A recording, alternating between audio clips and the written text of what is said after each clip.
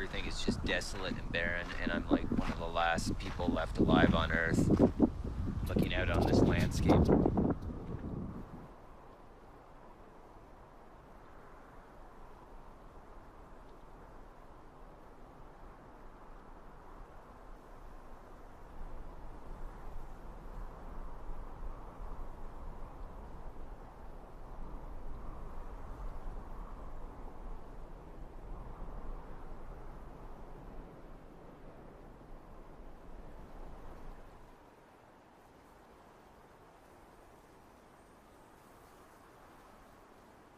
Here is my canoe fully loaded and ready to set off on my journey across the Arctic. This canoe and I are about to become very good friends and very close companions.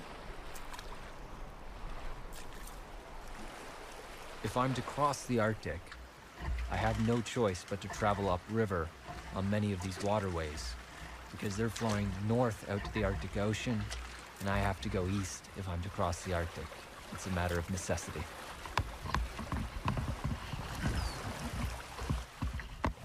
The vast Mackenzie River.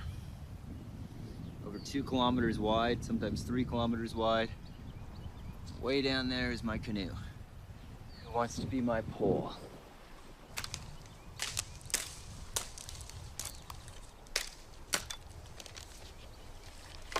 My main strategy for getting upriver was kind of poling along the bottom, a bit like they do on those boats in Venice. A gondola, I think they're called them. So that's my style. It's very romantic, I like to think, as I pole my way up the Mackenzie River. I may be doing this journey alone, but in reality, I could never do it without the support of people like Chuck, Mark, my family, the crew. I mean, they've all been terrific, and it's just, I mean, it's really an overwhelming feeling, having done expeditions for years on a shoestring budget all by myself, not having anyone to support me. I mean, saying thanks doesn't seem adequate, but it's just really a really nice feeling knowing that there are people out there who are rooting for me, who are cheering for me, supporting me, and without their support, I really couldn't do it. That's the truth. Yeah, I got my stuff up here: satellite phone, first aid kit, bear spray, air horn. This is my little accoutrements of weapons, bear bangers over there.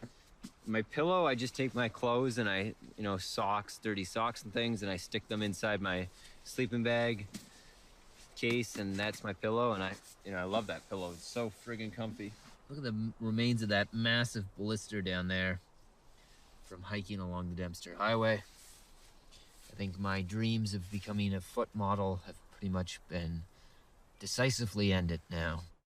It's pretty cold, but there's really no other option right now.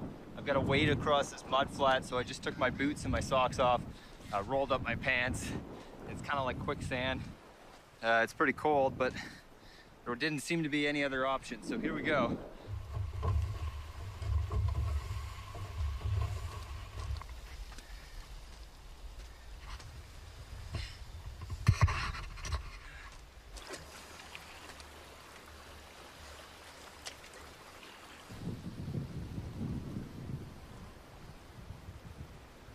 There's the grizzly track.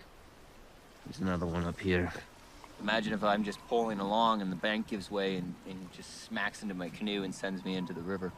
Probably from the melting of the permafrost and the ice breakup.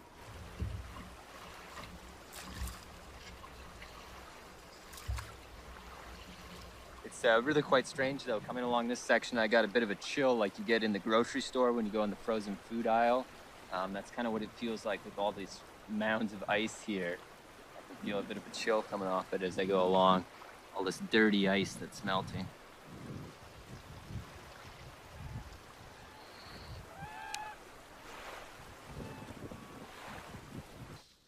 There's nothing quite like the smell of wet socks drying in your tent.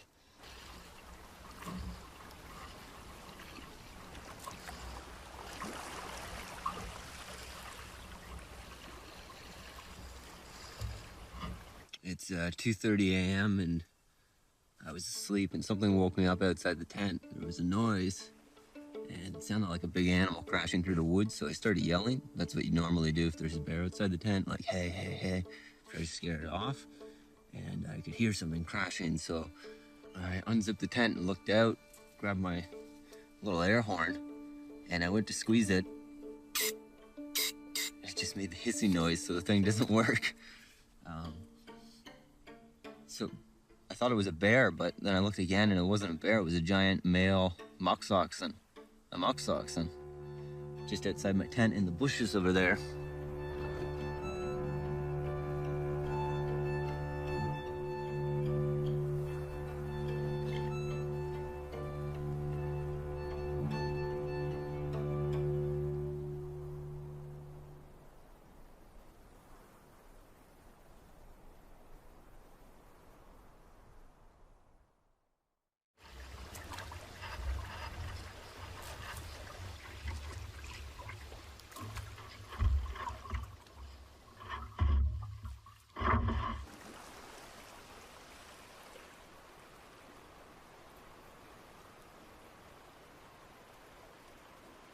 This is my 80s rock star hair look right now. My toe looks kind of messed up and it bled a little today. And I'm about to leave behind the familiar, that is the Mackenzie River over there, and head into the unknown. This new waterway that leads east into the forest.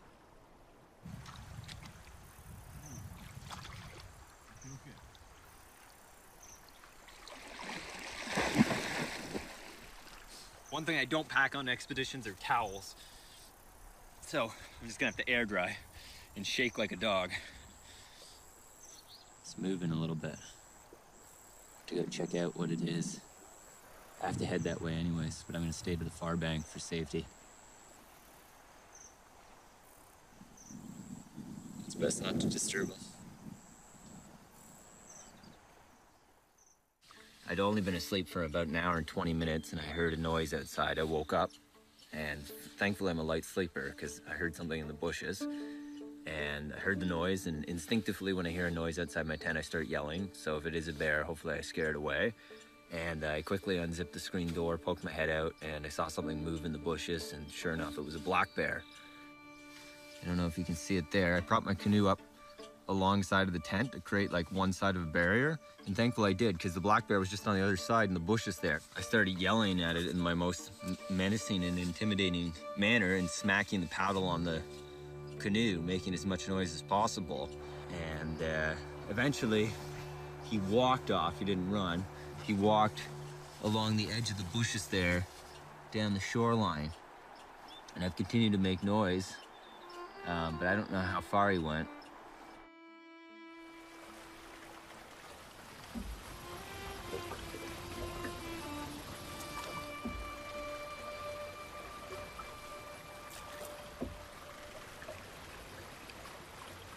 The more I've gone up this river and the more I've explored it, the more I've really started to wonder about that old 1972 government report on the river. It described the landscape that the river flows through as, quote, subdued and gently rolling. And I don't know about you, but I wouldn't describe that as subdued or gently rolling hills. I mean, that's a pretty spectacular peak right there. This is vertical cliff that rises beside the river. That's pretty awesome.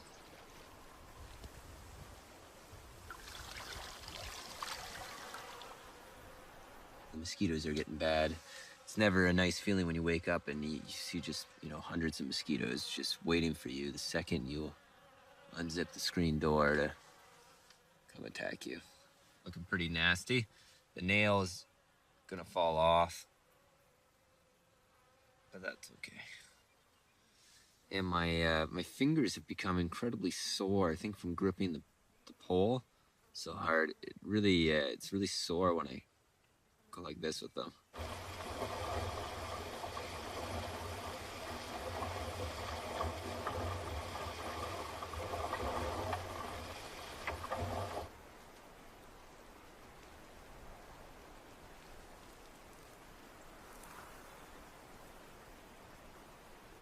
Yeah, so my toenail has fallen off, and use an alcohol wipe on that and clean it up a bit.